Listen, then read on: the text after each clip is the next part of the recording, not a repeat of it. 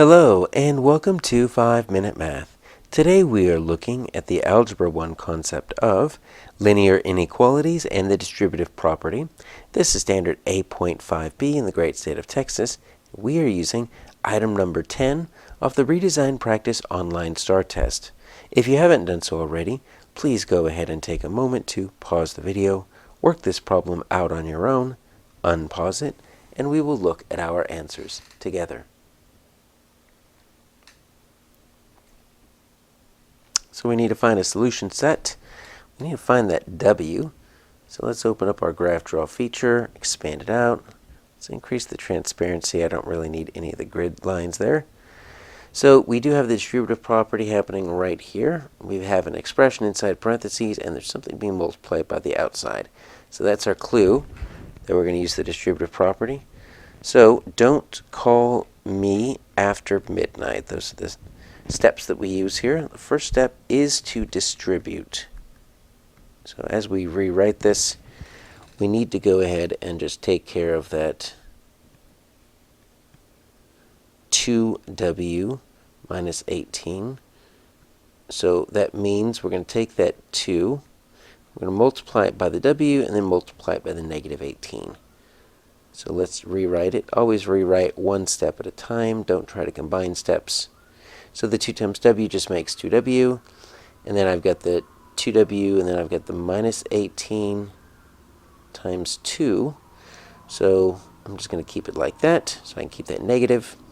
So I need to go ahead and simplify this, right? So that's kind of weird looking, so I'm going to go ahead and just make that a negative 36. That's really what that is. Negative 18 times 2. So let's rewrite this here.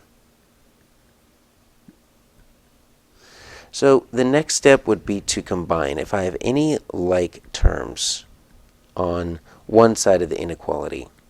So for example, if there was a minus 36 and then there was a plus 8, right? I need to go ahead and combine the two constants there. Or if it was a minus 36 plus 8w, I need to combine the 2w and the 8w. But we don't have any like terms. So we're actually just going to skip that step. We're going to go straight to move. Move means I need to get all of my w's onto one side, and I want them to be positive. So watch this. If I were to add 4w to both sides, first off, it's going to cancel out the 4w's on the left, because it's negative 4w plus 4w. That just leaves 0 4w's, or 0 w's. So that's thankfully going to give me just a 12 right here. Now I've got a 2w, and then I added 4w. That's going to give me 6w, and then I still have my minus 36. So now I've got all my w's together, so that's a good step. Now I need to subtract. Add or subtract, and in this case I am going to add, just because I want to isolate this variable. I want to get the w all by itself. I'm going to do the reverse of the order of operations. So the add or subtract, that's the weakest pair of operations I could do.